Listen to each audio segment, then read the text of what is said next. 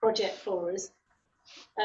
He and my boss had conversations about how poetry made such a difference to his life and his autistic life.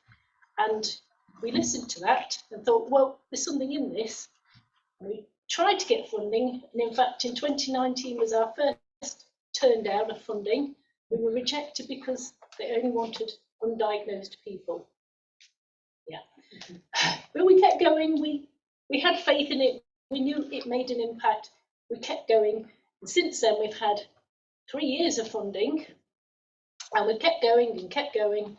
And we are now, we've now bid for 3 different more pots of money, which could make BTS bigger on a larger scale and a more geographic scale as well. So we are hoping next month, fingers crossed everyone, that we will have good news. Things sound warm, but you know, you never know. But you know, in those 3 years, when and us personally have come a very long way in our understanding and educating people, and the impact of creativity and words have on people. And here we are today. Obviously, Rhyme and Reason is a baby of BTS, and the research and evaluation that comes out of these projects is what we use to go to funders and tell them about the impact. They won't do anything without evidence, so people like Rachel and Pippa give us evidence to show them that these things make a difference. So I'll hand over to you or Anna. Hannah, she's going to talk about tonight's event.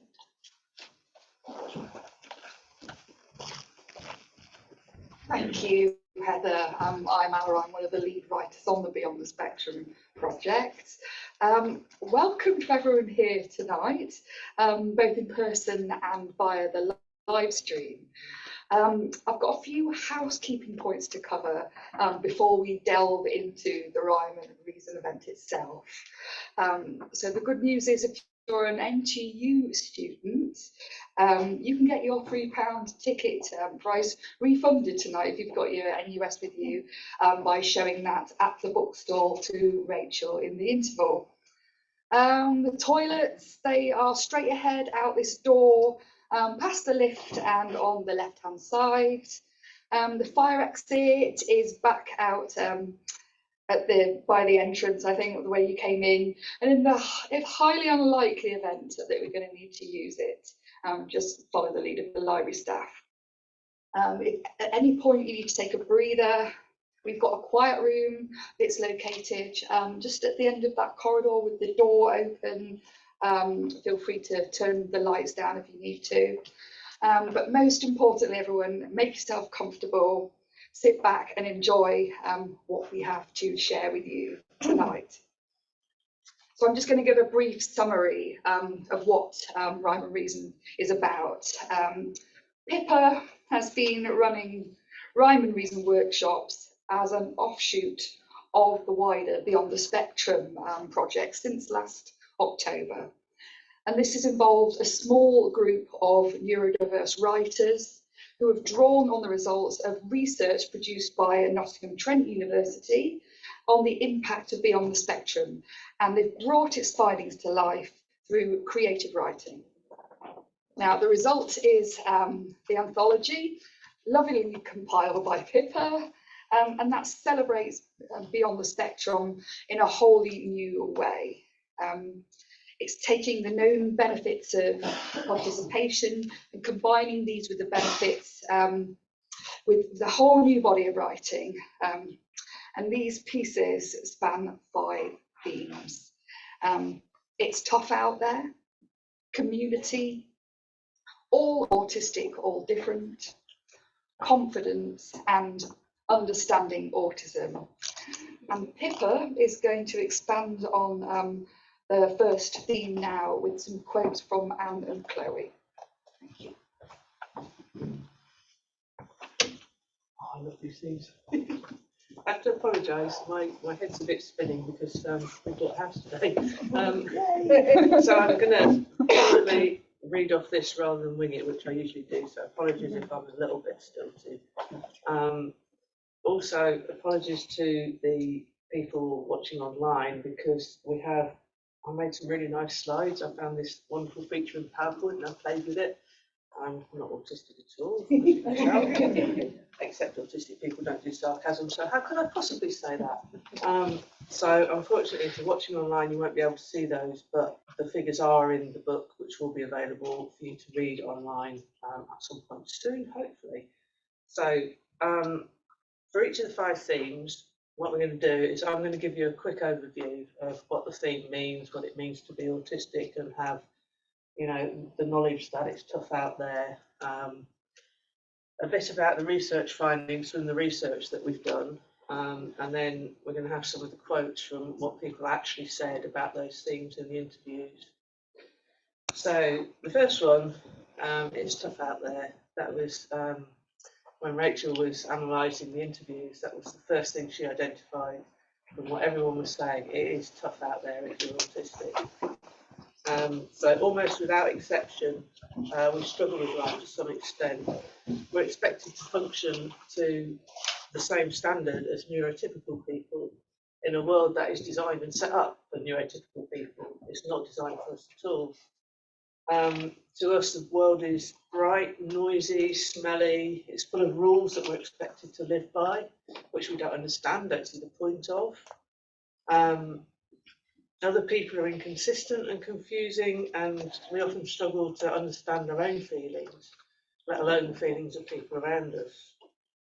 We hide our self-soothing behaviours, so I'm busy stimming, my toes are jiggling like you wouldn't believe inside my boots, but you wouldn't necessarily notice that, but I hide it and pretend to be like everyone else, and it's actually exhausting. It's really exhausting.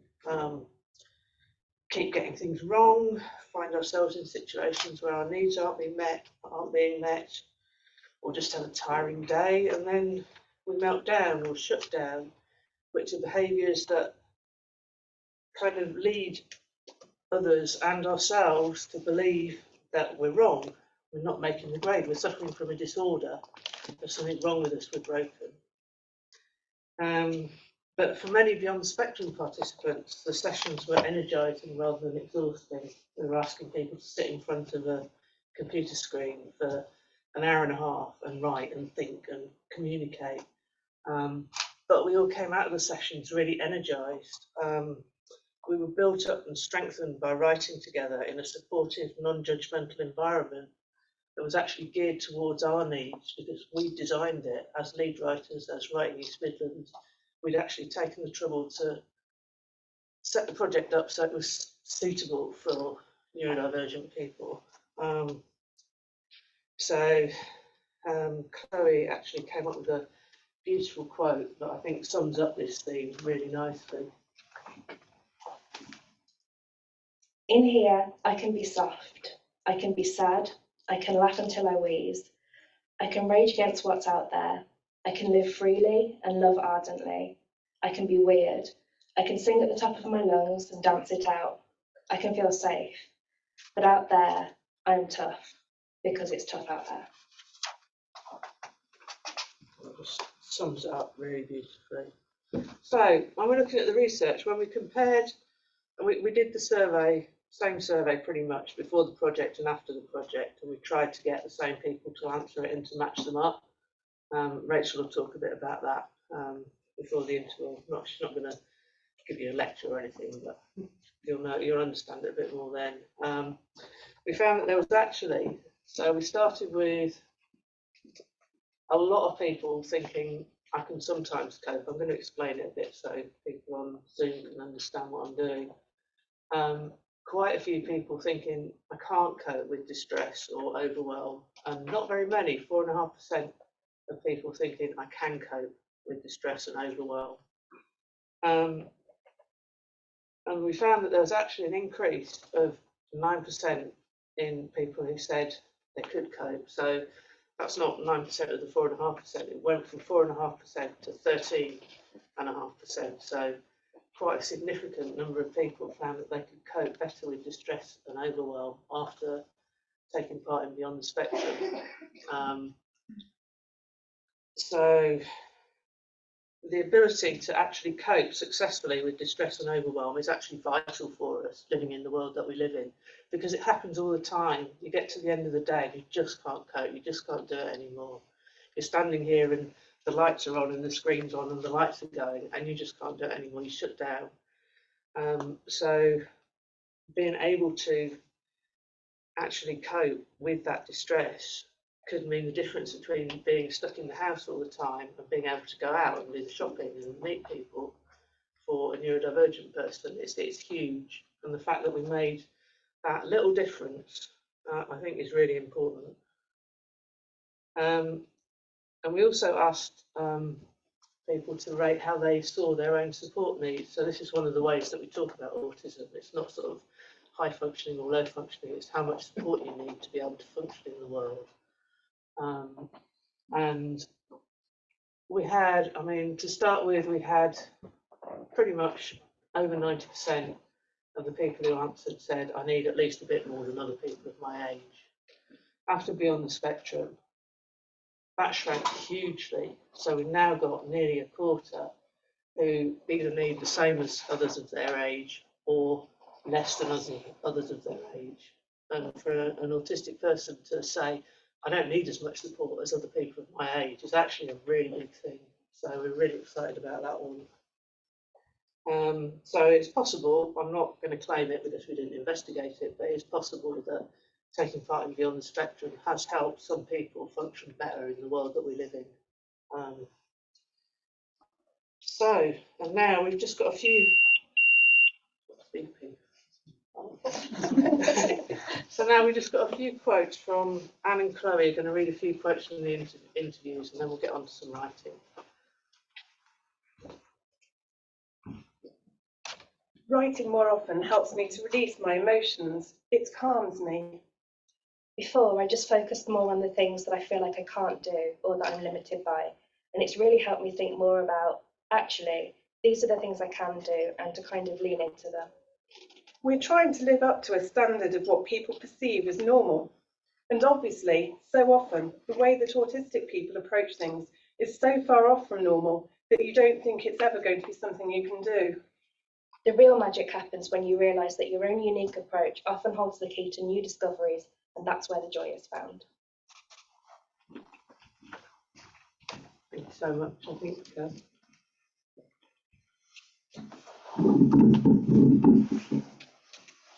Okay, so now let's hear some of the writing connected by our first theme. It's tough out there. First up is Jasmine. Jasmine is a talented young writer who first started writing with Beyond the Spectrum way back when it started in January of 2021. And she has a brilliant imagination and has produced some inspiring pieces for the Rhyme and Reason anthology. So to commence our readings tonight, she will read her piece, Hiding and Biding Time. Thank you. Hiding and biding time. My ears swim with angry noise. I can breathe, but the air's too hot and doesn't come fast enough. Eyes water, but not with tears. Just worry. I worry too much. Can't sleep for the thoughts scratching the inside of my head, trying to get out. When rats are scared or overwhelmed, they burrow deep under any debris lying around. So I burrow deep inside my books, angry that when I do so, people assume I cannot cope. Angry at the so-called comforting smiles and overacted reassuring tones. Just stop.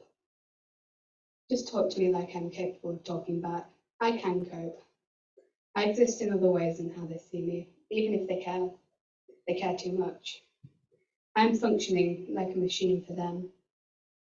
I don't stay calm and act nice for me. I do it for them, because when I don't, they think the world's ending.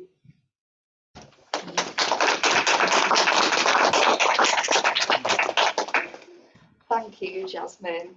Now, I've had the pleasure of writing with Jo in the Beyond the Spectrum online groups for over a year now. And Jo has come all the way from Hampshire tonight to share her writing. And it's lovely to meet her in person at last for the first time. Now, Jo has made an impressive number of contributions to the Rhyme and Reason anthology, and I can't wait to hear her share some of them tonight. So first up is her piece, Autistic Burnout.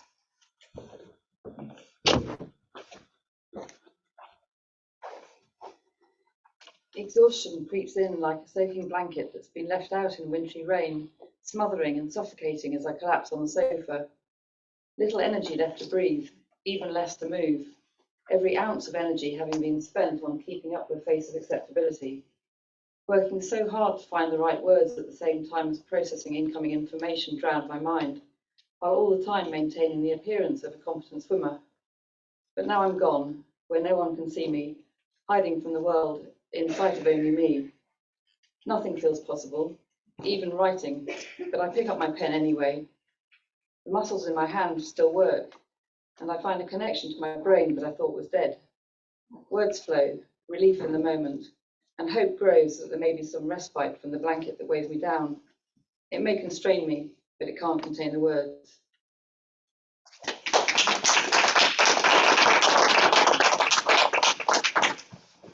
Wonderful, thank you, Jo. So next up is a piece called Masking, written by April. As well as being an excellent fantasy writer and drawer of dragons, April has written some fantastic pieces about the autistic experience. Now, April can't be with us tonight, so Pippa is going to read on her behalf. And you might have noticed that piece of artwork's by April. Really impressed with that. Masking. When I'm with people, I can't let down my disguise. It's suffocating. From what I can see, they seem to know what to do without practicing. Are there others who struggle like I am right now, thinking they're alone?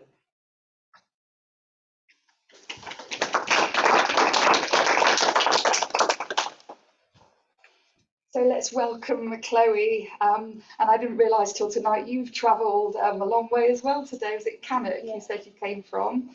So thank you for coming.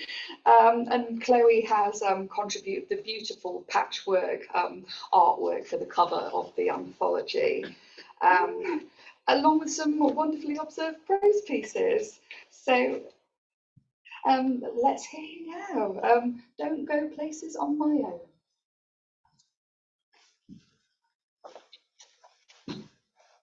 I don't go places on my own. I used to, before I realised that analysing everyone's words and actions is exhausting. I miss the days of being trusted in other people, where what they said and what they meant was indistinguishable. Of course, not going anywhere alone is fairly impractical when you actually have to exist and have no choice but to leave the comfort of home to do so. So every time I leave, I pack my backpack and become chronically overprepared. There are places where it feels easier, the forest or a graveyard for what I like to call a morbid stroll. Last week I had to get to an appointment and it was almost 3 hours each way, a total of 4 buses and 4 trains. Ironically, the appointment lasted less than 5 minutes. If that wasn't bad enough, I decided to make the most of a day out and stop off in Birmingham on my way home, the day they were setting up the German market, during half term. What a mistake. So as I sat there in the Waterstones cafe, because I don't know where the independent cafes are in Birmingham anymore, and I suddenly needed to not be vertical, with a pot of tea, bottle of water and a muffin, I turned up my music and tried to take my mind anywhere else. A sudden chill snapped my eyes open. What was Waterstones was now an expanse of water. Cold water too by the look of it. Mist hung delicately over it, obscuring much of it from view, but I imagined that it went on for miles. I pulled my coat tighter around me and was grateful for the hat I'd put on to help shut out the world, back when there was a world to shut out. After I catch my breath, easier said than done in the cold, I'm aware that I'm standing on a pier. When I turn around, I can't see the other end. It's just me in the fog.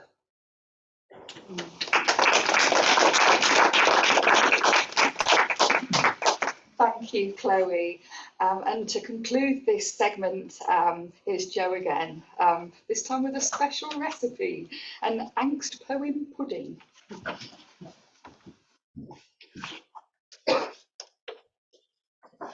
Poem pudding.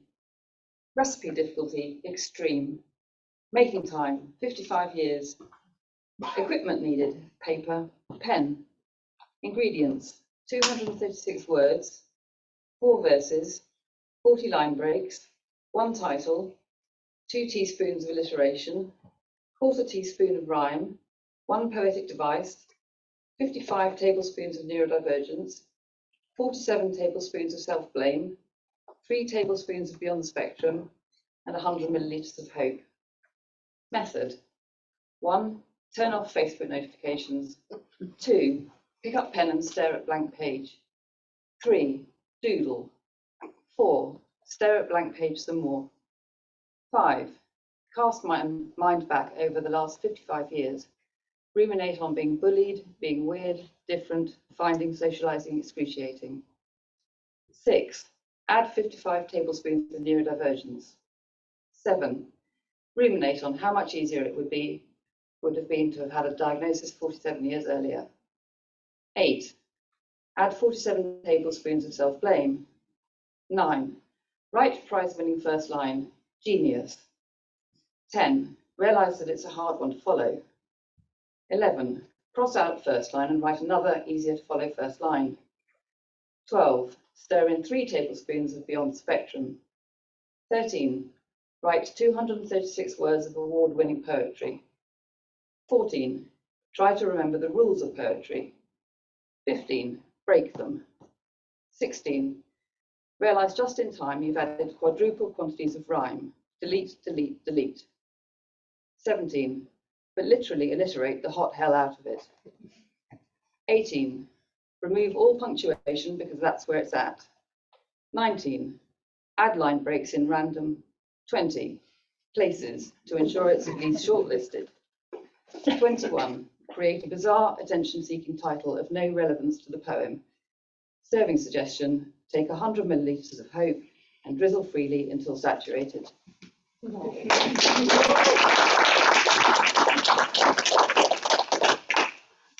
I absolutely love that poem, Jo. Thank you. I'm going to hand back to Pippa now, and she's going to share with us the project's second theme. I'm playing a PowerPoint that sadly people on Zoom can't see. I really apologise for that. Okay, so our second theme, as beautifully demonstrated by another piece of artwork from April, is community.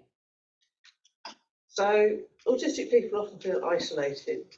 We struggle in social situations because we don't communicate the way neurotypical people communicate. We don't have a communication deficit, we just communicate differently. We're seen as awkward, rude and troublesome. And according to the DSM-5, the American Psychiatric Association's diagnostic manual for psychiatric disorders, we have persistent deficits in social communication and social interaction. Well, no, I'm not going to say it. I don't know who's watching on the stream. We're all friends here. So, in fact, Damien Milton's research has shown that there's actually a double empathy problem. So, we communicate perfectly well with each other using different conventions than those that neurotypical people use. And any neurotypical person can be seen as the one with the deficits if they're in a group of autistic people. If we're the majority, they're the one with the deficits. But because of the way that we're perceived by the majority and represented by the majority, we're seen as the ones with the deficits, and we can internalise that message. We can grow up, especially late diagnosed. Even it doesn't matter when you're diagnosed actually, but often if you're late diagnosed, you grow up thinking you're broken, you can't do human, there's something wrong with you, and that is so damaging. And if you think you're unable to socialise, then you don't try, you become lonely and isolated, you don't belong to any communities, you don't find your tribe. Beyond the Spectrum has provided a community for autistic people, facilitated by autistic writers, where people with a common interest in writing their stories, maybe they didn't even know they had that interest before they started, we can spend time together and relate to each other in what's a natural way for us, and express ourselves without having to mask or be anxious over unknowingly breaking these neurotypical social rules that we just don't understand. April wrote a quote that I think fits in really well, and Courtney's going to read it for us. Okay. When you feel out of sync with the rest of the world, it's easy to feel lonely, even with other people. Community is about finding people who are not just like-minded, but like-souled. Just gorgeous. When I read that, we put our work on a Padlet and just share it as we're writing. When I read that on the Padlet, I thought that just sums it up, you know, our community. So as far as the research goes, we started off with more than half feeling that they got some sense of belonging to a community, but almost a third feeling that they don't belong to any community at all. And only 13% thinking they've got a strong sense of belonging to a community. And I don't know, but I suspect if you ask neurotypical people that question, the figures would be very different. So after Beyond the Spectrum,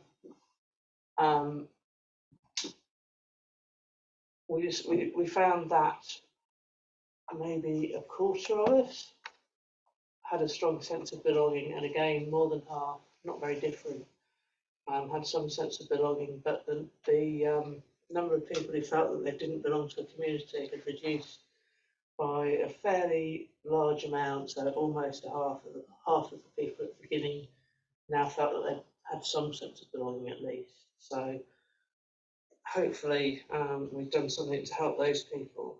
I should be reading this, I shouldn't be winging it, because that can make a lot of sense to it. I apologise.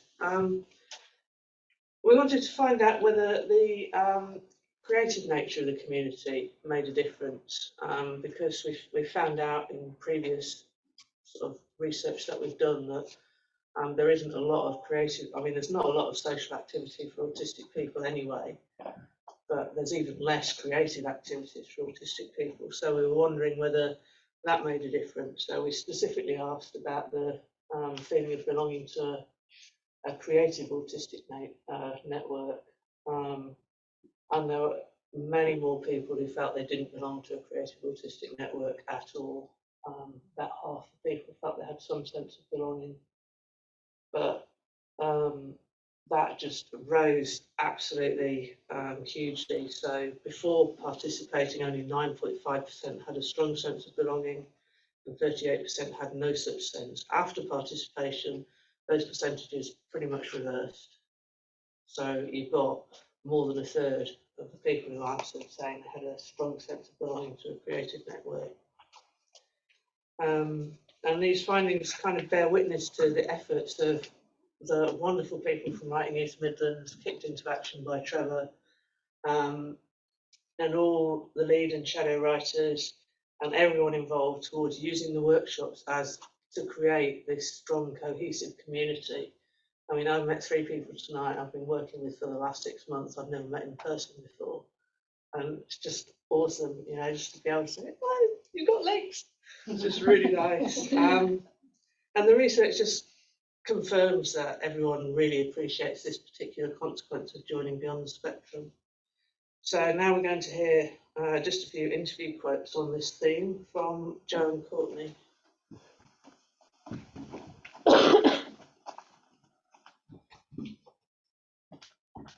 It's nice being around people that get it. We don't necessarily always talk about autism, but it feels a bit easier to accept yourself. A regular meet-up with like-minded people to follow a passion of mine is an important anchor in my life. It is validating and a forum to listen, be heard, and learn. In that group, you're not the different one. It's just validation that people with autism are doing all these things. I think it's been really positive, and to have those connections with other autistic adults has been really, really great. I have enjoyed feeling part of a group to interact and have understanding and a laugh. Seeing other autistic adults has been so beneficial. It's that not aloneness. Knowing there are other autistic people out there and doing things is really positive. Thank you. So I think I'm going to introduce the next poem, which will be a group poem, so everyone needs to kind of. Oh, yes, what better way to kick off this section on the theme of community than with a group poem entitled Community.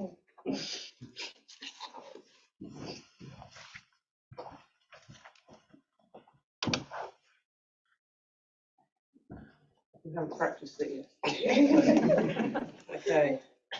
Community. Community is like the warmth of a blanket, a mug of fresh tea, a match to kindling, flames of creativity keep our group cosy. Anchor in my life, in tempest of confusion, it holds me steady.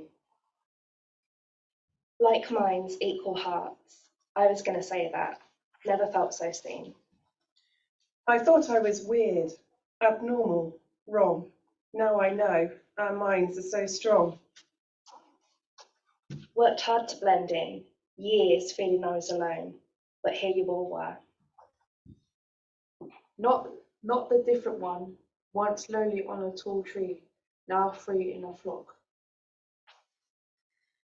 This time, no judgments, this time, for the way I talk or write or just am. Small squares on a screen open windows into my world. This time, this precious time.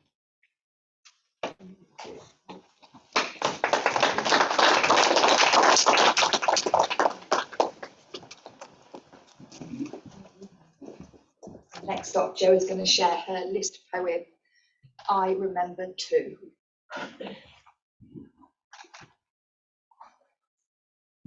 I remember too. I remember the NHS letter, my invitation to an ASD assessment. Please fill in the enclosed forms, endless forms. I remember my name being called, but not looking up. I remember his shoes, the door handles, the light switches, the radiator pipes, the voices in the corridor, the ticking of the clock. I remember the tapping of his fingers on the keyboard as he wrote down all my tisms. I remember wondering who I was, if I'd know by the end of this. I remember the long, long wait, ended by the thump on the doormat as my diagnosis landed, autism spectrum disorder. I remember relief, huge relief. Then I remember not knowing, not understanding, not accepting. Why had I been alone with this? I remember anger. I remember a kind man who saw me, saw my questions. I remember the first time I saw him. He was a National Autistic Society counsellor. I remember not understanding that I needed to speak to have a conversation with him, and that was okay. I remember beginning to grow into my own skin, learning I wasn't to blame. I remember the NAS inviting me to join a writing group, Beyond the Spectrum. I remember that first Zoom session. I was excited and frightened. I remember seeing the other Zoom faces and thinking, it's okay, they're all autistic, so it's okay that I feel different. No one is going to judge me. I remember the gentleness of the tutors, the understanding, the empathy. I felt safe. I remember writing and laughing, expressing myself through my pen. I remember feeling as though I'd come home.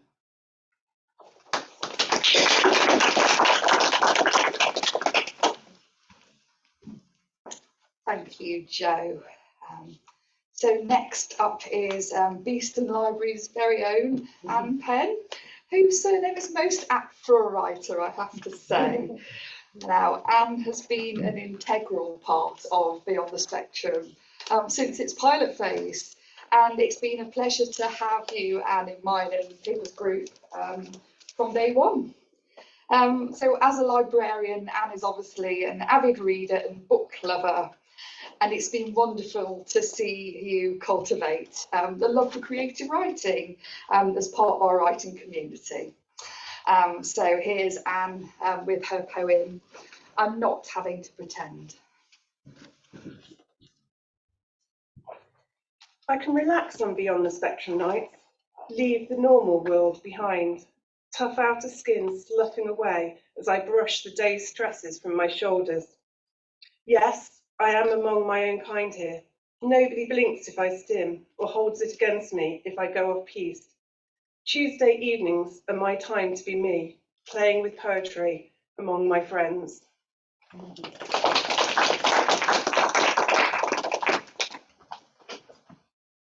And over to Courtney, who's a poet with a passion for raising awareness and fostering acceptance of neurodiversity. Here's her poem, In Sync.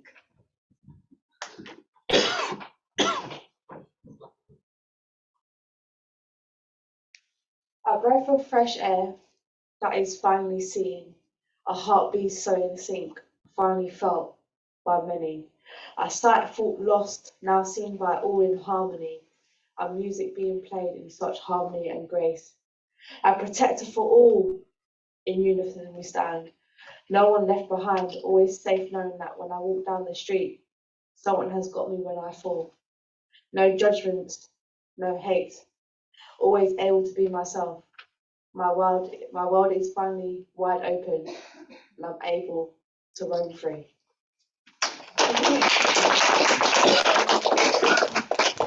Thank you, Courtney. And now let's hear from Pippa, as if she needs any introduction. I had planned to say how wonderful she is to work with and what an exceptional poet and all-round individual she is, but she insisted I cut that bit short because she'd get horrendously embarrassed. So without further ado, let's hear Pippa's poem, One Day at School. One day after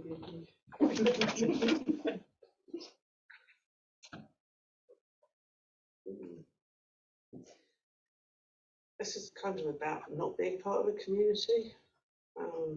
Okay, one day at school. Is it the same now as it was half a century ago? Alarm rings, switch it off, go back to sleep. Mum yells, go back to sleep. Mum yells again, crawl out of bed, throw on clothes. No time for breakfast. Walk to school, ignore Michelle and Wendy, don't hit back. Assembly, pretend to sing. English, maths, stare into space, morning break, read my book. Rescue book from Michelle. Science, art, lunchtime, hide from Wendy. Miss lunch. Double PE, home time bell, walk home, lose my rag with Michelle, stuck sore knuckles, headache, home, forgot my PE kit. Mum yells at me, I yell at her, louder. I find my notebook and my purple pen. I go to Alison's house. We sit together, I tell her about my day, she tells me about hers. And we write, make up stories. Wendy and Michelle meet giant orange frogs, which flick impossibly long tongues and pull Wendy and Michelle into their mouths and crunch them up like deformed lace wings. I read my story. Alison laughs. She hugs me. And we write, and we write, and we write.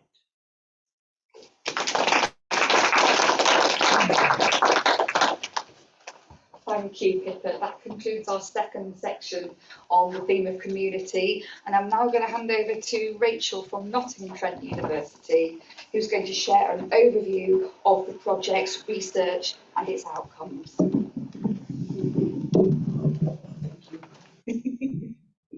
It's looking at me accusingly. No, pressing the wrong button on my clicker. Your clicker? No, it's my clicker. I can't use my own clicker. So I'm going to give you a brief overview of the research. Not too much detail, and I won't talk very long because we've got the interval after this. So what we originally planned to do for this research, there were three parts to it. We wanted to evaluate Beyond the Spectrum for the impact it had on its participants. We were originally going to repeat the evaluation that Beyond the Spectrum had done before.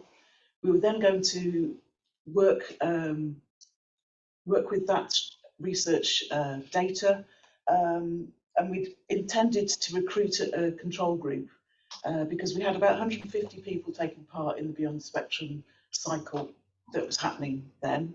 And we wanted to recruit another 150 who weren't actually going to do Beyond the Spectrum that year, and compare how the outcome was for the people that hadn't been on it, to see how it compared with people that had been on Beyond the Spectrum that year. Unfortunately, we couldn't actually recruit that group. And that was going to be a piece of quantitative research. I'm not a quantitative researcher, so I'm not going to try and explain too much, but the difference would have been that we would have been able to compare one person's outcome from before and after, whereas what we've had to do is compare trends rather than comparing individual people. And the third thing we wanted to do was carry out a qualitative analysis. So we were using the narrative answers from the evaluation, and we were using interview transcripts from interviews that I carried out with some of the participants, taking those words and finding themes within the words. So if I go on to the next one, if I can work my clicker this time. This was our revised plan. So we carried out the evaluation as Beyond the Spectrum had done before, and we were able to pull out some general themes which you can see in the anthology. Unfortunately, we weren't able to do a meaningful comparison of quantitative data because we just didn't have enough participants that could take part. So we got some findings out of it, but not enough really to tell us a lot. So what we'd love to do is be able to work with a bigger group and find out some detailed comparisons and look into different elements of what Beyond the Spectrum gives people in a quantitative way. But the qualitative research, we were able to do that research. So I did some interviews with people. I used the narrative answers that people had given on the survey, produced these themes using thematic analysis, which I'll go on to in a little minute. And then Pippa was very dedicated. We found a group of participants who were really keen to work with Pippa for 6 months and meet regularly and write to each theme. And it's really brought the research alive. It wouldn't have been the same writing about it in an academic way. And I wanted the autistic voices to come through. And it really has. You can see when you look at the anthology, those voices are very strong and you're talking about your own experiences. So it's allowed the participants to have the final say, which I think is really important. If you're going to research autistic people, you know, it has to be, I'm autistic, I'm researching my own people, and it's about allowing us to have a say. So autistic voices are at the heart of this project, and autistic people are the heart of this project. It wouldn't actually be the same if it wasn't run by autistic people, autistic writers, and the autistic writers that take part. It's hard to quantify, and what people haven't explained so far is that Beyond the Spectrum, it's not a case of accommodating or making reasonable adjustments for autistic people. It's actually stepping into our own element in Beyond the Spectrum. So it's not about people having to make these accommodations, which is where it feels everywhere else. It's about being able to go along, and if you don't want your camera on for 6 months, you don't have your camera on. And if you are having a hard day and you don't want to speak, you don't speak. So it's that freedom just to be themselves and ourselves.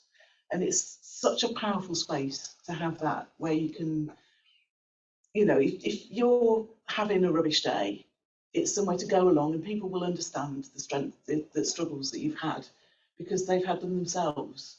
And nobody's trying to make a special effort to accommodate you.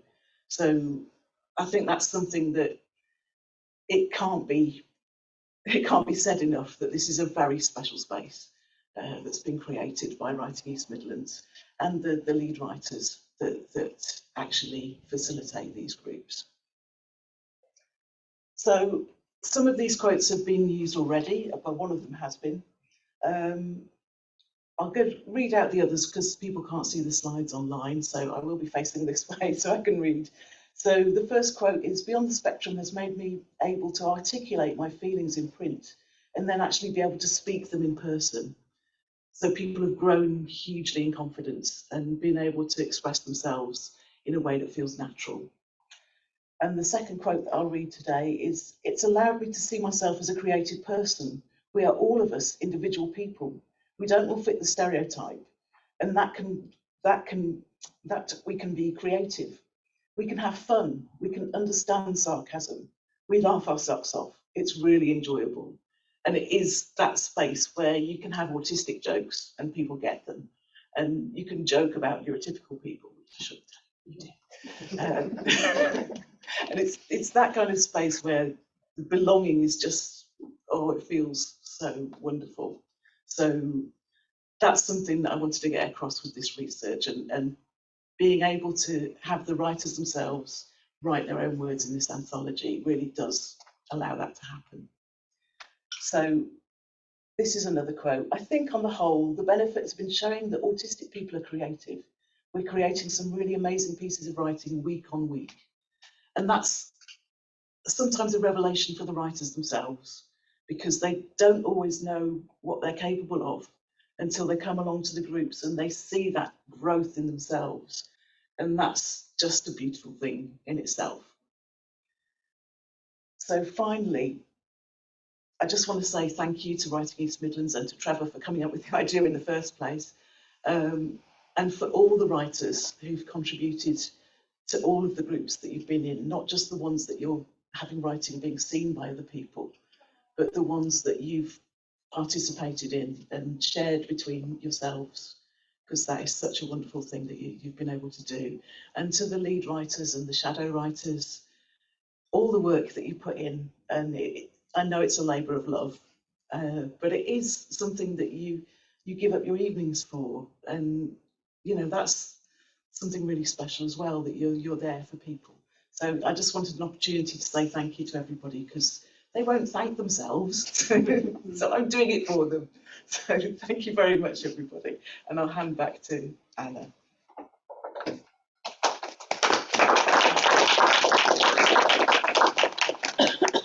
Wonderful, Rachel, thank you. Right, it's now time for a comfort break. We have a bar that serves alcoholic and soft drinks. It's literally just behind that door to my left. Feel free to peruse the bookstall at the back there. It's stocked by 5 Leaves with a wide range of university related and poetry titles, and some overlap between the two as well. And the Rhyme and Reason anthology is also available for those of you wishing to grab any additional copies. So it is just gone 7:45, so if we reconvene at 10 minutes past 8. 7:55. 7:55. That's what I meant. I knew what I meant.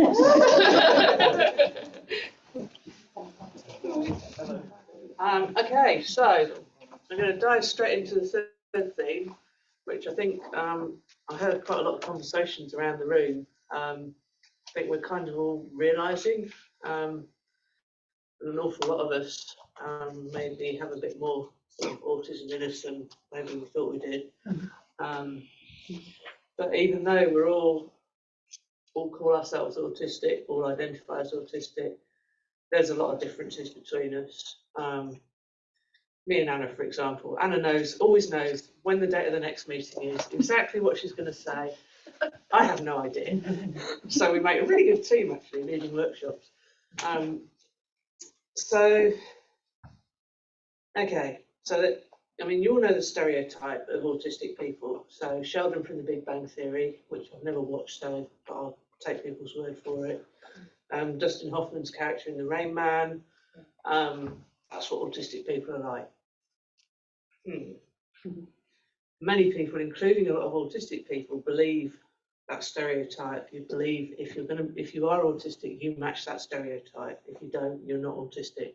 If you can make eye contact, which I can, I'm very good at it because I've practiced, because that's what people do, and I didn't know I was autistic, so I was allowed not to. So I can make eye contact with every single one of you and probably not feel too upset about it. toes going inside my boots.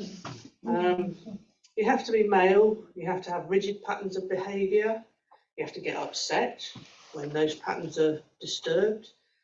You have to not make any effort to fit into the normal social patterns.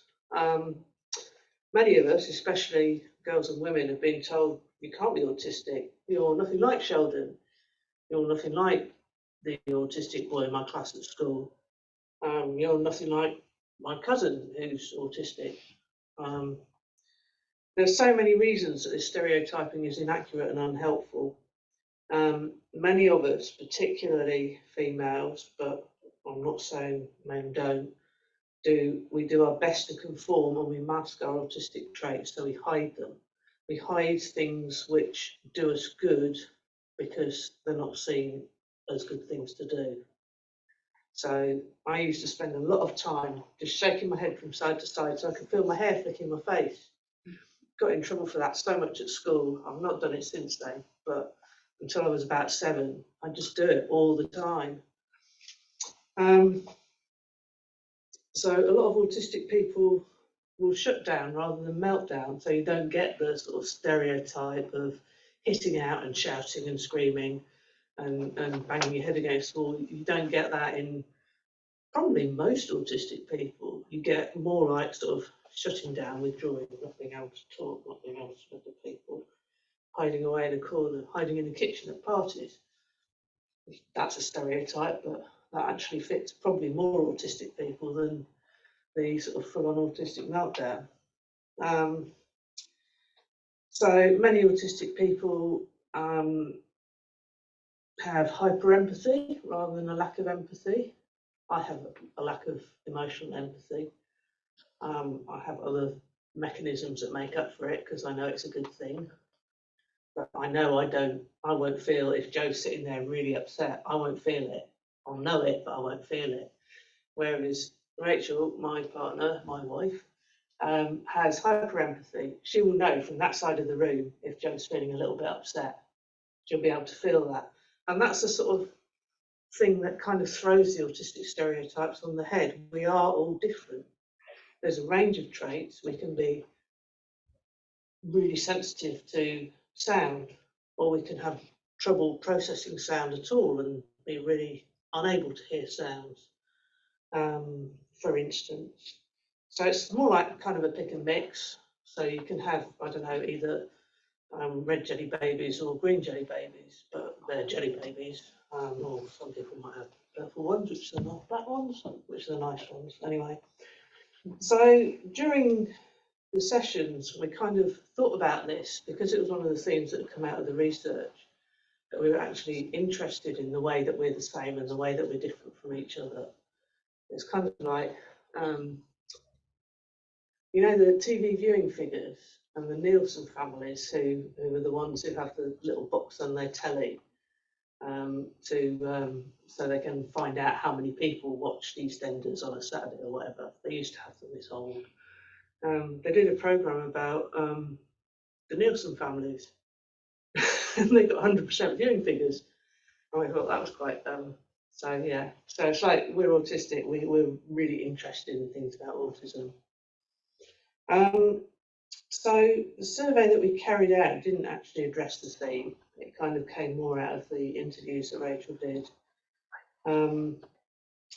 But as you might expect, people with autism do have an interest in it, and we have strong interest in particular topics. So I'm just thinking, Alan, anything to do with Rome, ancient Rome, and Joe and camper vans, and Anna and Popsy dresses, and being Lego, or you know, whatever.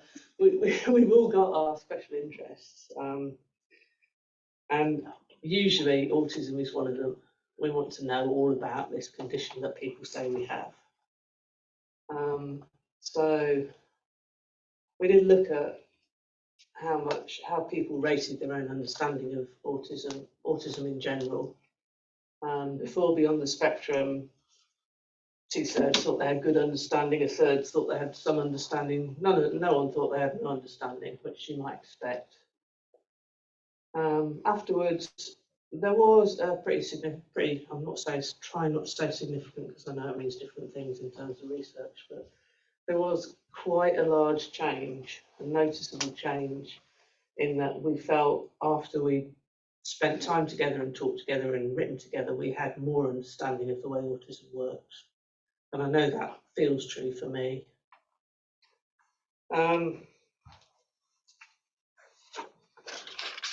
So we strongly appreciate spending time with other autistic people, all autistic, but it was interesting to hear how much the participants were surprised and interested by the differences between themselves and other participants. It's possible that understanding this particular aspect accounts for the increase in the proportion of participants who said they had a good understanding. So actually meeting, spending time with, interacting with other autistic people on a project which isn't directly about autism. I don't know. Anyway, it'd be nice to investigate that in the future. And finally, we were all, every single one of us, absolutely bowled over to be able to prove that autistic people do not lack imagination. We can use imagery and metaphor, and we can be astonishingly creative. And we feel like we've really smashed that stereotype. You know, autistic people can't understand sarcasm. Yeah, right. So let's have a few more quotes about this theme from, I think, Jasmine and Chloe. So read these.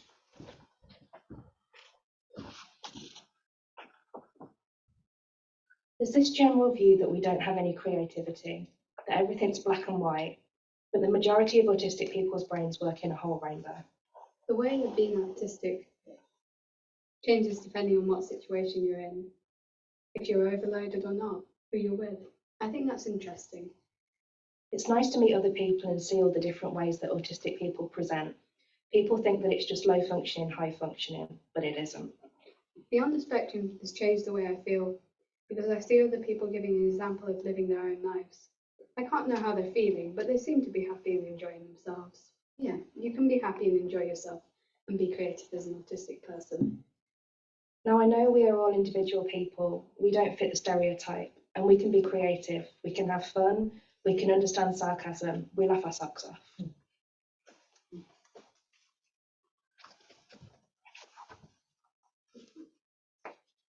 Okay, we'll go back to Anna now.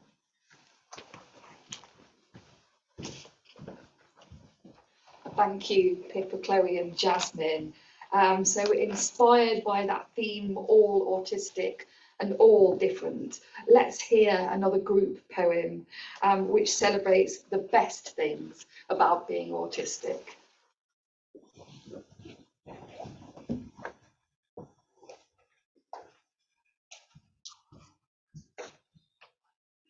The best thing about being autistic is How I speak with sincerity and refuse to subject others to confusing verbal mind games and emotional obscurity.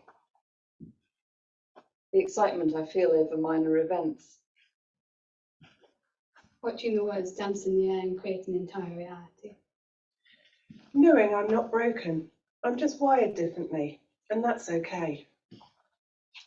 I feel so much empathy. I understand others' experiences, which makes me a great listener.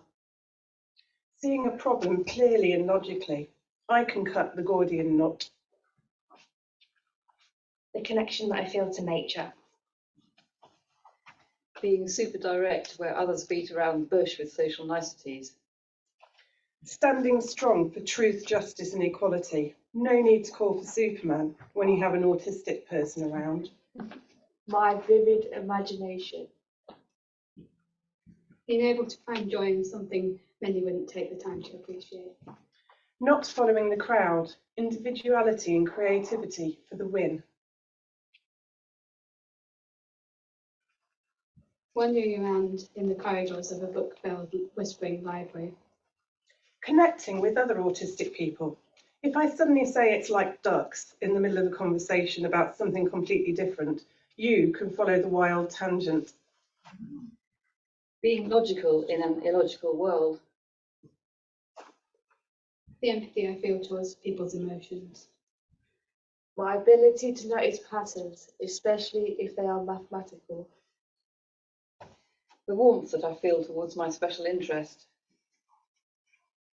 Being enveloped by tie-dye rainbows in a paint-by-numbers world. The loyalty I feel towards others and my morals. The joy I feel when writing mini essays about my favourite anime characters and posting them on Tumblr. Going down a fascinating rabbit hole while others meander in small talk. The comfort of stimming. Getting lost in my own imagination and having to find the way out. The excitement of diving into a new special interest. A whole world awaits. The bliss of listening to the same soundtracks over and over again. Writing about my experiences.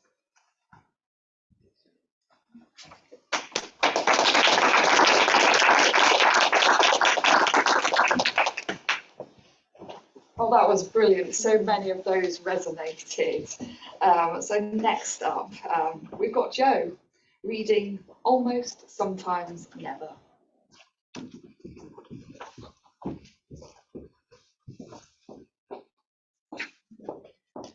Always, sometimes never. Always standing loyal with friends. Sometimes attempting social occasions. Never coming home unscathed. Always creating something. Sometimes thinking it's not too bad. Never having the self-belief to submit it. Always empathizing with others. Sometimes reassures me I'm not abnormal. Never leaving anyone to suffer alone. Always very interested in camper vans. Sometimes talking too much about them. Never had a typically good memory for facts. Always have loved music. Sometimes go to loud concerts. Never can tolerate someone eating a packet of crisps 5 seats away.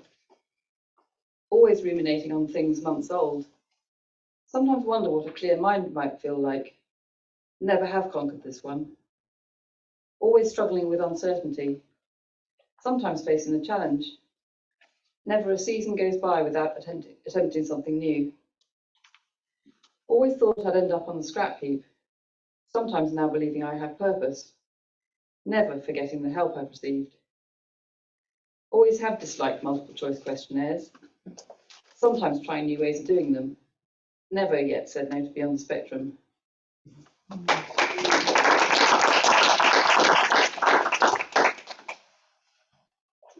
I really love that structure of the almost, sometimes, never. I might have to steal that and use it in a writing workshop.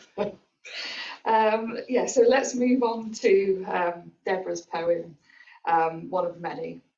Deborah's played an invaluable part in Beyond the Spectrum from the word go, and writing as part of mine and Pippa's group for over 3 years now. She can't be with us tonight, but she's here in spirit and via a video which Pippa is going to share with us. I'll just say before I start, apologies to people on stream if this doesn't come through very well, but hopefully, Deborah, you're out there, and if you are, hi. I thought that I was the only one. Now I know that I'm one of many. A group of autistic writers, each of us unique, well connected by neurodiversity and a thirst for creativity. I thought that I had to scream to be heard before I joined a community where we could amplify our voices without familiar judgment or rejection. In doing so, proving that we are more than a single archetype.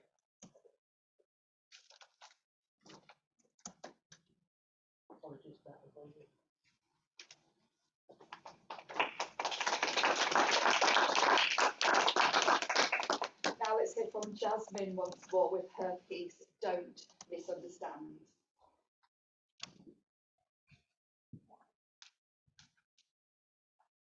Don't misunderstand. We're not all the same. We don't fit together like pieces of the same puzzle. We are our own people. We only understand each other in the same things. We're not special with hidden superpowers. And no, don't misunderstand. We do not have a secret language that only we know. Only a list of experiences of being misunderstood. We don't all know what the other thinks or believe the same. We're all different, to tell you the truth.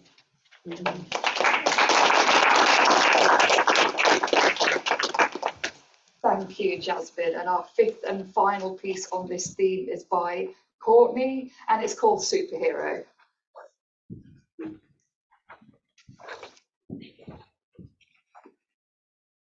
I feel you.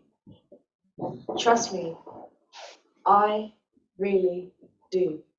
And that's my superpower. Here I come to the rescue. I stand so tall, lonely, holding your hand all the way. I don't want you to be hurt like I have. I care way too much. I play dress up. I wear a cape and all, flying so high into the sky, ever so willingly wanting to get caught. Because why not? Everyone needs someone there, right? And trust me, I do get some weird looks, just because I love painting face paint on my face and have the wildest hair ever, having the loudest laugh and putting those funny faces and dancing, letting it out. But trust me, I can feel those energies floating around the tiny gaps of those underground trains of London. But I still want to be a superhero, always, and will be.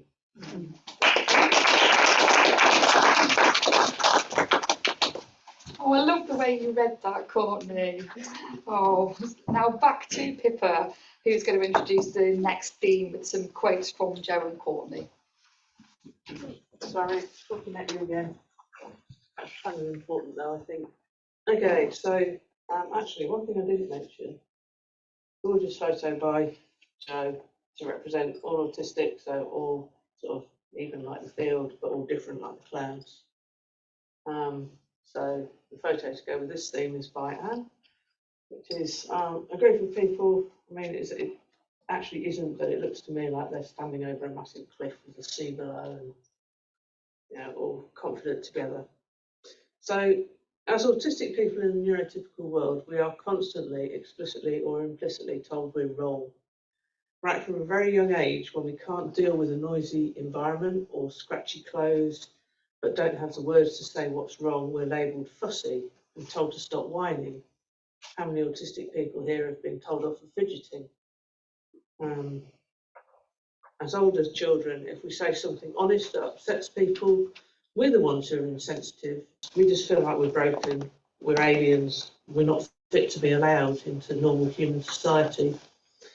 And that's a really powerful message. And once it's internalised, it's really hard to shift, really hard.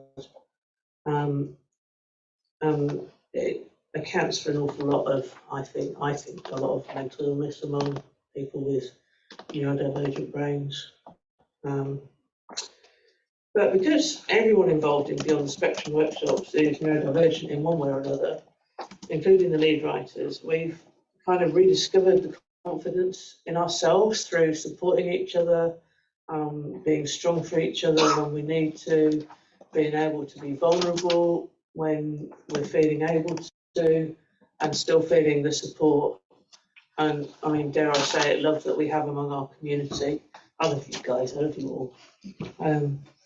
Sorry, embarrassing. But we kind of acknowledge that the way we think, the way each other think is valid. And that's kind of a really strong counter to the message that we've been given that we're broken. And I think the importance of that really can't be underestimated. So when we looked at whether people felt their self-confidence had increased by taking part in Beyond the Spectrum, we kind of found that most of the people involved, around about 82%, already thought they had some self-confidence. 10% felt they didn't have any, 7.5% felt they had a lot. Again, I suspect very different from what you get if you ask neurotypical people. Through taking part in Beyond the Spectrum, we reduced by about a half the percentage of people who said they didn't have any self-confidence, and we increased, more than doubled, the number of people who thought they had a lot of self-confidence. It's not a huge difference, to be fair. You know, it's not as massive as some of the other ones that we've seen, but an increase, any sort of increase in confidence makes an enormous difference to one person's life. And if that sort of half of the 10%, so 200 odd people gone through Beyond the Spectrum, is it more than that now? Something like that. 20 of those had no self-confidence, no self-esteem. If 10 of them have some now, if whether or not it's due to taking part in Beyond the Spectrum, that's a good thing. That's 10 people who can go out there, can do things without needing support, and they can, you know, do what they want to do with their lives. And I think that makes a massive difference. We also looked at increasing confidence in writing skills. So about 2/3 felt somewhat confident in their writing skills, and then equal numbers felt not confident at all or very confident. There was a kind of a small shift again. Actually, it's quite a big shift looking at it. I love these morphing slides. So it's actually, we'd actually managed to pretty much double the number of people who felt very confident about their writing skills after Beyond the Spectrum. And that might seem a small thing, but if you can write, if you can express yourself in writing, you're able to express yourself, you're able to say what you think, say what you feel, ask for what you need. And if that transfers over into being able to speak it as well, then that kind of doubles the power. So it's a good thing. It sounds like I'm making excuses. I'm not making excuses. It is a good thing. It's a really good thing. And I think really the answers to the questions in the survey, the free text questions and the comments in the interviews, really bore out the observation that this increase in confidence actually had a really big impact on people's lives outside Beyond the Spectrum. So I think now it might be a good idea to hear some of those quotes from Jo and Courtney.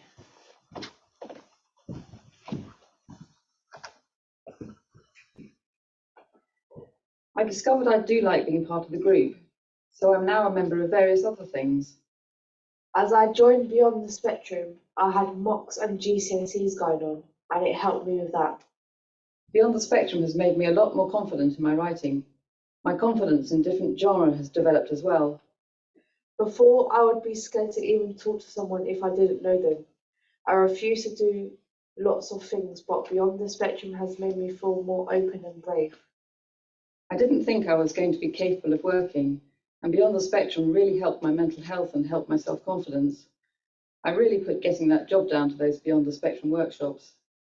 Beyond the Spectrum has changed my life. It's unlocked so much for me and really increased my confidence.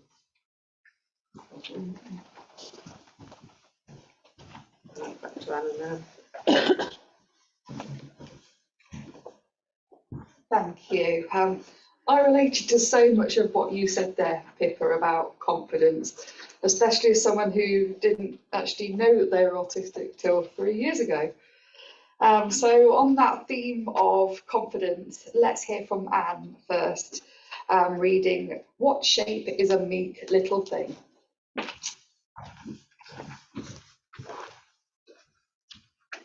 It's over 40 years now since I found out the neighbours over the road had called me a quiet, meek little thing. I still remember the burning anger. Inside my head, I was powerful, strong, important. Inside my house, I was intense, focused, argumentative. Inside my family, I was wanted, loved, and understood. But to be truthful, to the outside world, I was quite meek, though I draw the line at thing. But looking back now, with over 40 years of wisdom, maybe it was the world that was the wrong shape, not me.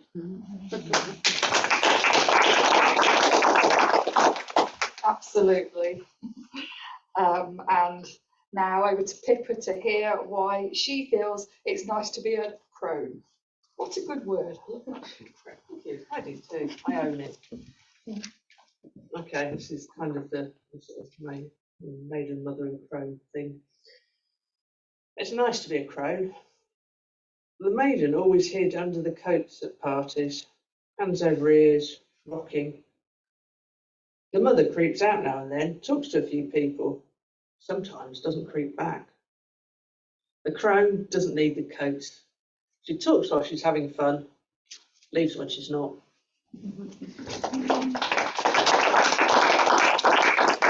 I like it. Jasmine will now read to us, I can't deal with it. I can deal with it.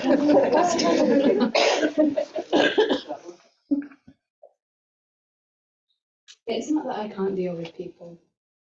They can't deal with me. The one life I wanted was never one of constantly depending on someone else to sort everything out for me and make it all okay. I don't want my life to be made easy for me. If life is a path of struggle, then let me walk that path. Even if I stop sometimes and want to turn back, I don't want looking after all the time.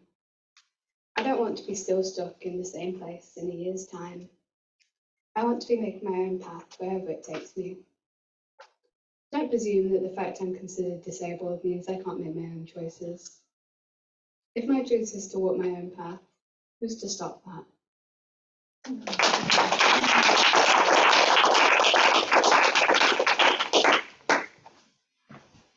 Well, thank you, Jasmine. So here's Courtney, and I have to say, I love the title of your poem, Knock Knock Confidence. I know, it's very different for me. I was once the girl in the corner, quiet as a mouse, afraid to talk and meet others. Open up the jar. I am the girl in the circle, just ever so shy, but involved I am. I will shoot my aim into the circle more, so I can build my army and feel more connected. I was once so scared of coming out safely from under the duvet, internalizing, always backing away, afraid. I am now more openly saying that I need to take a step back. A work in progress, currently baking. I'll continue to take the stand, to voice my words and act in honour of myself. A frozen carousel I once was, not able to move, scratches left behind, nobody notices. Now able to meet in harmony, everyone in love despite the imperfections. Flying high into the future, believing in myself, polished up, able to see more clearly then. Hiding myself under my bed I once did, unable to get out of this squared cage. All because I'd get hurt at every direction I went. Now, I don't hide. I forget to think twice about them and letting go for a while. I break the chains, eventually, one day, from that old rusty cage that will be non-existent. Oh, that was awesome, Courtney. Thank you.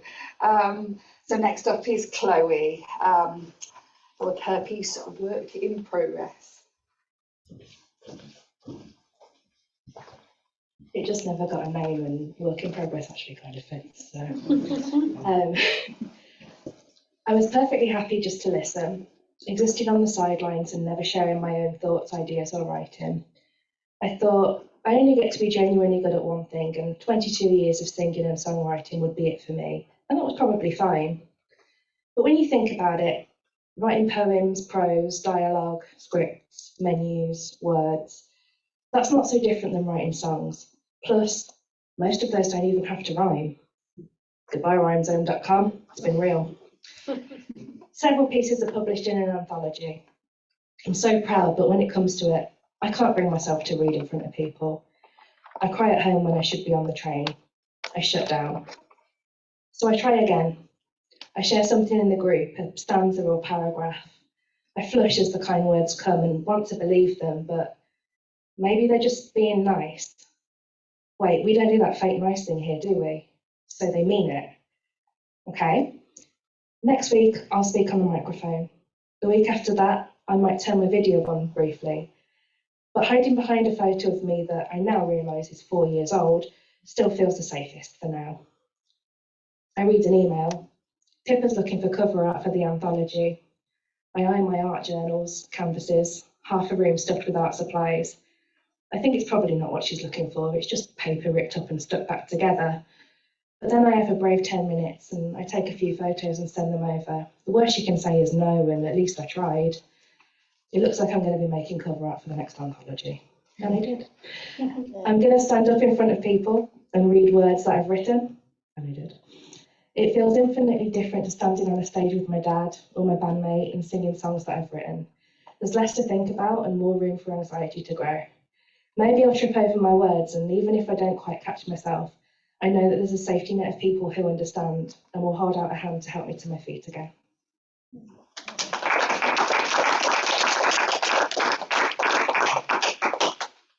Yeah, we don't do that fake nice thing here, we mean it. That really sticks in my head, indeed. I'm crying. Oh. Oh, and now for another marvellous poem from Jo. It's called Possibility. Possibility. The old wooden box has cracks creeping over like rhymes on an ancient wall. Must and dust crawl out as I lift its heavy lid, hinges of frost shattering, never to be closed again. I find in the box freedom from the sea of confinement, words on a blank sheet of paper, laughter of a child who didn't know she was there, relief of warmth in the cold. I find in the box the key to the box, dimension where all was flat, memories of tomorrow where I will go. The lid, once mighty, now light as the dust that left, lowers but will not close.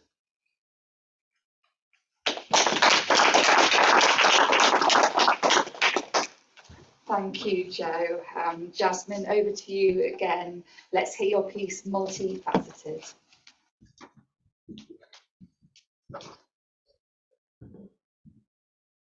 Multifaceted. So careful, hiding and smiling.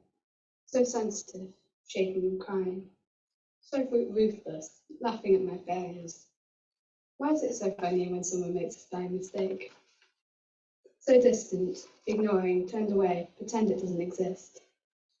So macabre, laughing loudly. A scary story is really this funny. So quiet, sitting alone, doesn't care about the gossip, why should I? So talkative, on and on about all the things I've read, till their ears bleed. So interested, listening into conversations, have to be the first to know a secret. So serious, hiding behind accepting the wrong words, overthinking every single comment. So forgetful, might even forget my own name if I didn't write it down. So whole, embracing every part of myself, good and bad. So confident, I am who I am, and I don't seek to change it.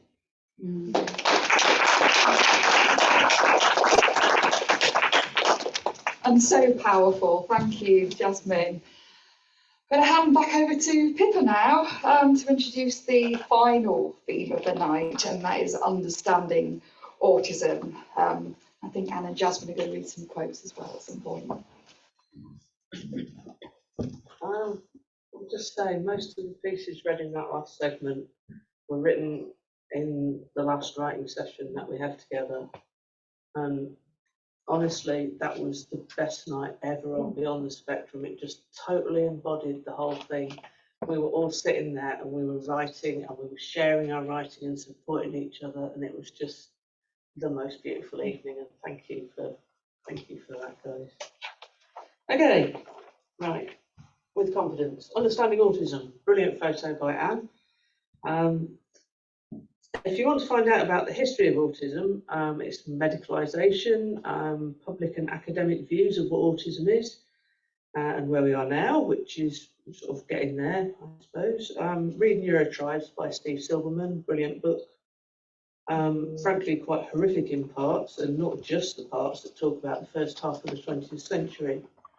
There are still parents forcing their children to drink bleach to cure them, and organisations promoting applied behaviour analysis and similar therapies, we call them therapies sarcastically, I guess, to force autistic children to behave neurotypically despite sensory overload and mental overwhelm.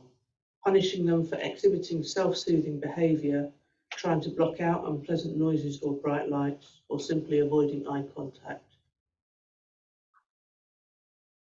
This century, the emphasis has thankfully moved away from fixing neurodivergent people towards enabling us to live as comfortably and be as fulfilled as we can within a society that is not set up for our needs.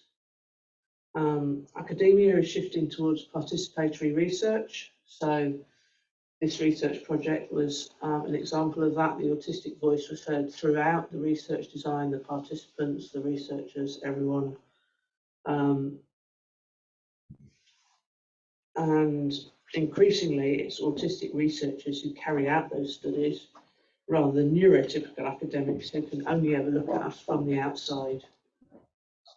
It wasn't one of Beyond the Spectrum's initial aims to increase understanding of autism within and outside the autistic community, but we noticed right from the start that not only were participants starting to understand and accept our own autistic traits and identity more, but that some of the work that we produced, some of the writing that came out of the project has actually contributed to a wider understanding of the autistic experience. And that's part of what this sub-project, I guess, was about.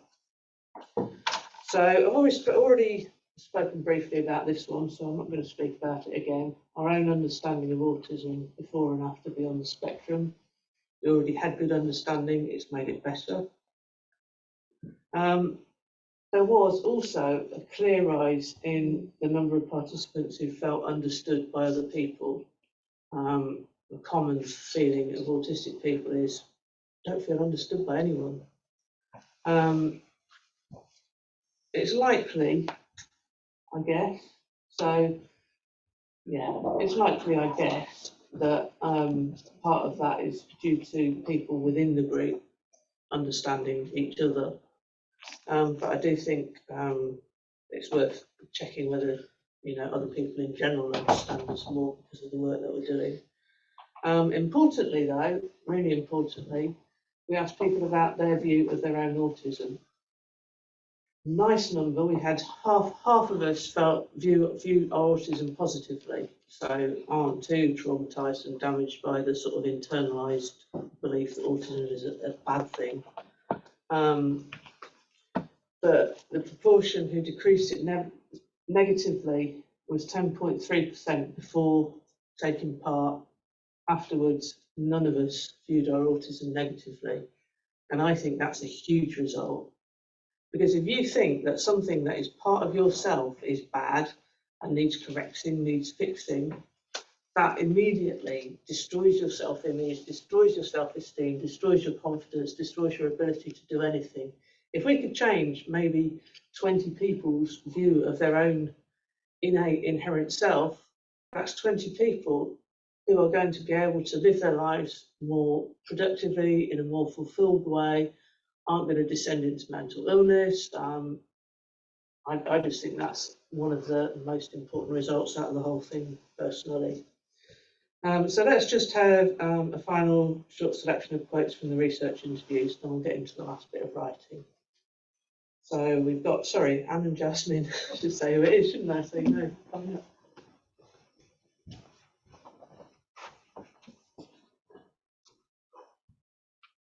I've learned loads new about autism because you see different people and different ways of speaking, different ways of creativity. People in my school used autistic as an insult, and I joined in not knowing what it meant. But Beyond the Spectrum and learning about autism helped me realise that that isn't okay and understand what it actually means. And there's nothing wrong with being different. It's nice being around people that get it. We don't necessarily always talk about it, but I guess it's easier to accept yourself. Beyond the Spectrum cemented that knowledge that we're actually doing the vast majority of things that neurotypical people are doing, and in a lot of cases more, because we're having to fit in with a society that's not really built for us. Learning more about autism, how it's prevalent throughout society, and seeing other autistic people has been really beneficial.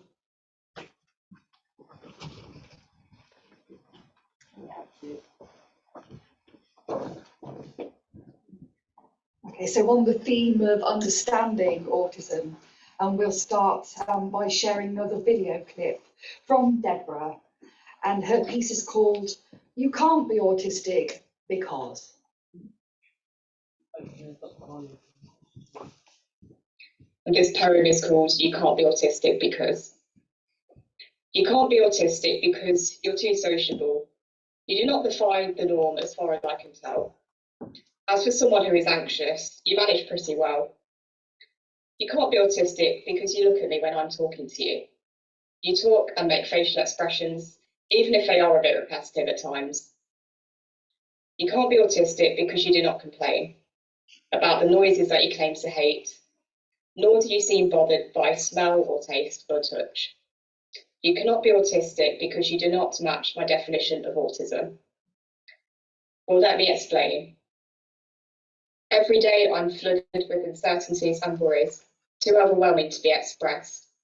I will hold my gaze for as long as I'm able when I'm talking to you, but I will look away when it becomes too painful. I may not complain about the noises that I claim to hate, or the headache-inducing odours that escape from cleansing products, perfumes and diffusers.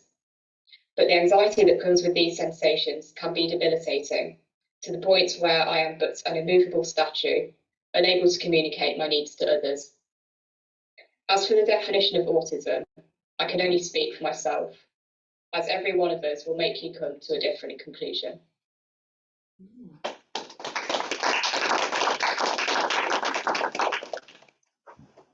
And if you'd like to step up and share your poem, Spoons.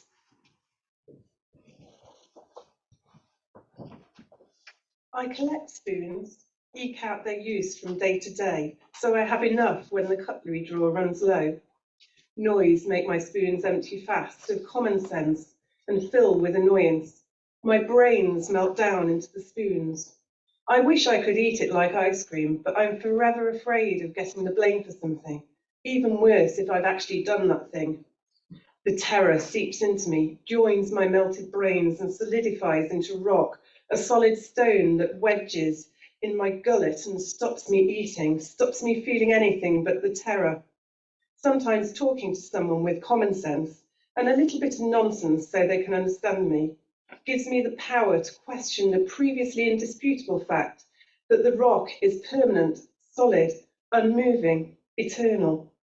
Join several of us together, a laser beam of power, and pieces chip off the rock till it is broken in two, and I pickaxe the rock into dust.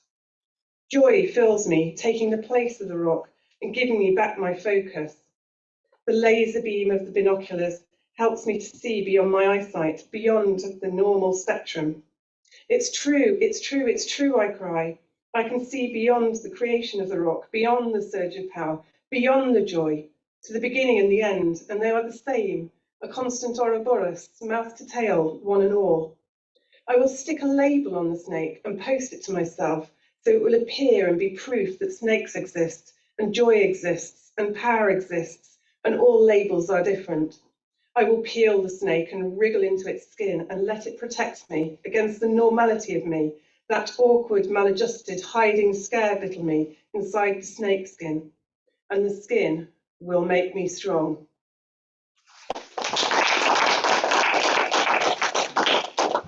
I love that, Anne, thank you.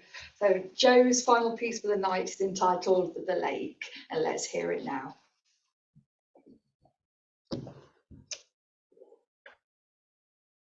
The lake.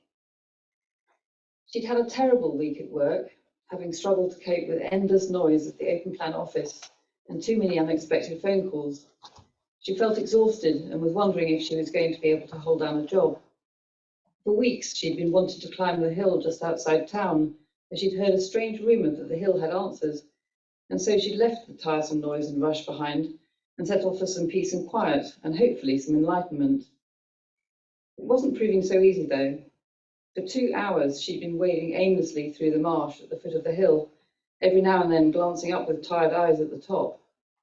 How could she ever get there if she couldn't even find a path? She trudged with muddied boots through squelching moss, head down with dogged determination, until she reached yet another stone wall that blocked her way. About to turn around, a streak of colour amongst the stones caught her eye. Reaching for it, she pulled out a well-worn map. It had her name along the top edge. She tore open the map and realised it showed her the route to the top of the hill. Wasting no time, she followed its direction along the wall until she found a creaking wooden gate. Beside the gate stood a signpost pointing along a path up the hill, and on its lichen-covered finger it said, "Understanding." Intrigued, she looked at the map, and indeed the path led to the top, but along the route were marked the mysterious instructions, "Stop and look." Without hesitation, she followed the path signed "Understanding" until she reached the first "Stop and look." Initially, she could see nothing unusual, and then she saw it. Another map, this time with a pen attached on a piece of string hidden under a rock. She took it and saw it had a note attached. "This map is meant to be the same as yours, yet it has errors that no one can spot. Please resolve." She opened the map, laid it alongside hers, and studied them both. Well, the errors jumped out at her almost immediately. Within 5 minutes, she'd circled them all. Puzzled, she moved on, but as she walked, she realised that she'd found the task remarkably easy. Maybe seeing detail was a strength she'd never realised she had. She followed the path to the next stop and look point on the map, this time finding an intriguing logic puzzle attached to a stone with a pencil and note attached. Only 1 in 100 people can solve this. She sat down and studied it, chewing the pencil. 5 minutes later, she'd solved the puzzle. She moved on, but while she was walking, it occurred to her that she'd just solved an apparently difficult puzzle very quickly.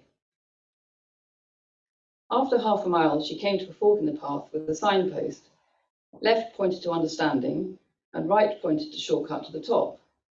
There were 2 more stop and looks on the path to understanding. She felt that it was an easy decision, as despite her wearying legs, she was learning about herself as she followed the understanding signposts. And so she turned left, noticing that her mind was clearing in the velvet silence of the hill. Before long, she came upon another walker sitting on a rock beside the path. He was not in a good way, cold and hungry. Immediately, she took off her jacket, put it around his shoulders, and reached into her rucksack for her sandwiches and chocolate. He accepted them keenly, and before long they started to chat. He'd also had a bad week at the office and had left in a hurry, unprepared for his walk. They laughed about how awful offices could be and agreed that the silence of the hill was far preferable. He thanked her for her kindness as she said goodbye. Cold and hungry, but happy, she went on her way. And then she came to it, a large rock with a sign on it saying, "Move me." Exhausted, she slumped down onto the grass and stared at it. This was impossible, surely. Then, with a stubborn will, she got up and tried to push the rock. Much as she heaved, it wouldn't budge. She stepped back from it in frustration, and as she did so, she nearly tripped over a large piece of wood that was lying on the ground. Not to be defeated, she jammed the wood under the rock and leant on it with all her weight. The rock rolled aside to reveal a small tunnel just big enough to crawl through, and with another sign to understanding pointing into it. She peered into the darkness and could see a tiny dot of light in the distance. It reminded her of trips she'd taken on a canal boat through a half-mile tunnel and the feeling of success when she'd reached the other end. She felt as though the sign was almost urging her on, and there was only one thing for it, and so she entered the tunnel. It was pitch dark and damp, but she remembered the awful week she'd had at work, and the tunnel seemed less daunting. All the while, she focused on the spot of light at the far end. Her heart was racing, but undeterred, she crawled for what seemed like an age until she emerged on the other side. And what a view awaited her! All around were hills with a great lake below. As her eyes became accustomed to the light, she realised that there were other people also standing at the openings of small tunnels, dotted all around the hills. Not being one to initiate contact with others, she wasn't sure what to do, but the situation seemed so extraordinary that she decided to risk calling hello. To her surprise, the hills echoed back with shouts of hello. There seemed to be an unexpected unity amongst these scattered strangers. She looked back at the lake and realised that what she'd thought were ripples were a sea of words. Not knowing what to make of it, but filled with newfound confidence, she shouted out the word understanding. And before her eyes, the word understanding rose up out of the lake and floated above the hills. Then someone else called determination, and the word determination rose to join understanding. Quickly people joined in. Kindness, detail, logic, and before long, a huge word cloud of strengths formed above them. And then someone shouted, creativity. The words started swirling around as if in a thermal. Everyone watched in awe as the words aligned to form a poem, a huge group poem. Its title, Now We Can Fly.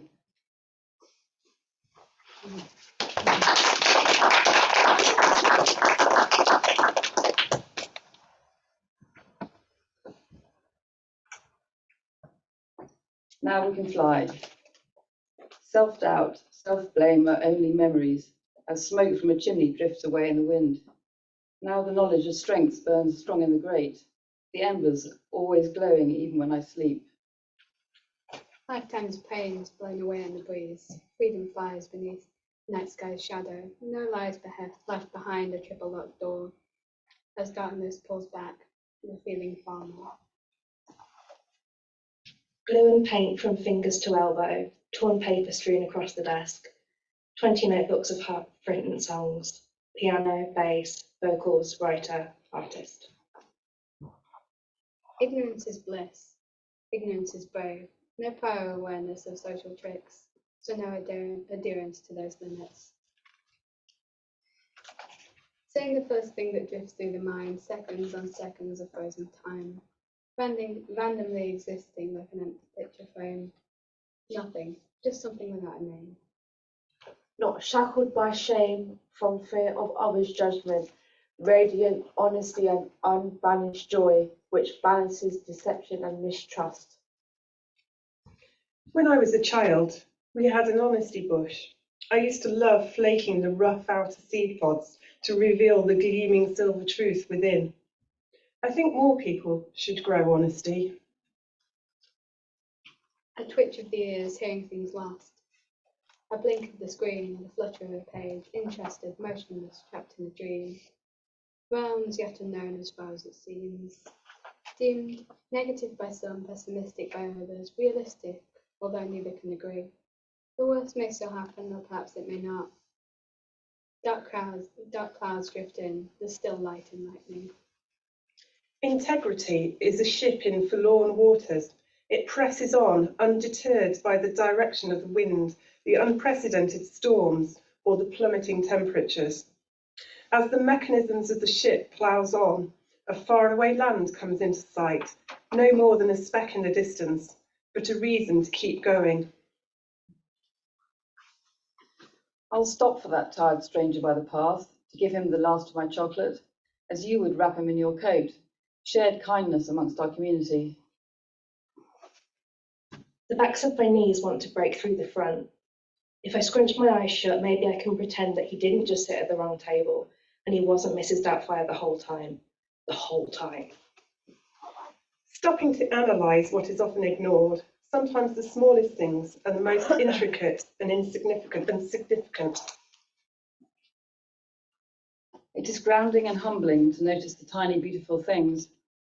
Peering closely at the lichen and the cities of invertebrates can make one feel more connected to the world than any social gathering.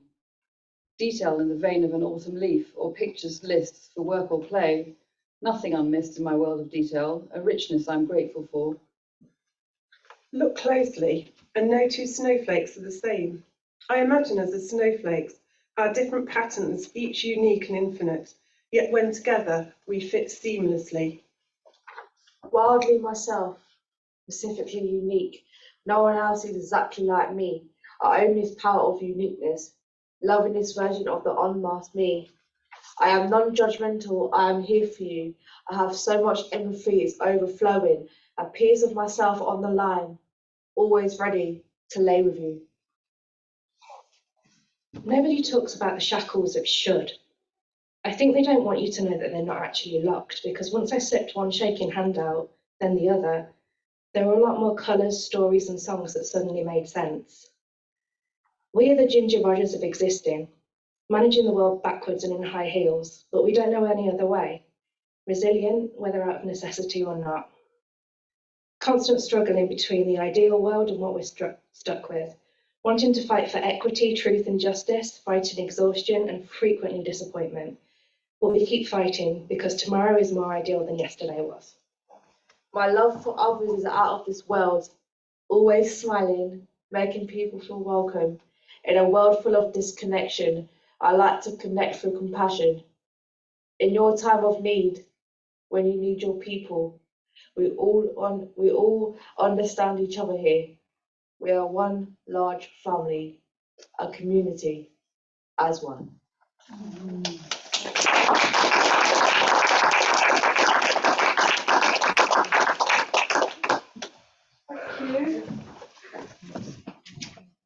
That's it, guys. I'm going to talk for another minute or two. I'm sorry to keep you a little while longer. I'd just like to say, oh, that's interesting. Okay. Everlasting thanks to Writing East Midlands for setting up Beyond the Spectrum and supporting our growing community with such passion over the last 3.5 years. Huge thanks to NTU Psychology for working with us to identify the benefits of taking part in Beyond the Spectrum and generously funding the production of this beautiful anthology. Eternal gratitude to Inspire for allowing us into their libraries and enabling us to hold these celebration events in such welcoming surroundings. All admiration to every single one of the 200+ writers who've taken part in Beyond the Spectrum since January 2021, and especially the Rhyme and Reason group. You've taken their participation one step further, and you've used your writing skills over the last 6 months to put this anthology together, and I think do more than entertain and inform this audience this evening. Finally, thank you so much to all of you who've come along this evening in person or online to find out more and to help us celebrate our achievement. I'd also like to actually thank the Behind Being Human project, which is run by Russell Group Universities type people, which is all about interpreting and presenting academic research to the general public in a way that can be understood. They didn't want to give us money for this. If they had, we'd have stopped in November and that would have been it. As it is, we spent 6 months on it and I think we produced something really special. I'm really proud of every single one of us. So don't forget to take these away with you, read them, they're brilliant. And feel free to ask any of us for any information about Beyond the Spectrum before you go. And I think that's all I've got to say really, apart from you guys are just amazing. Well, thank you to Absolutely Pippa. You need to thank amazing. yourself. All right, Thank you. thank you.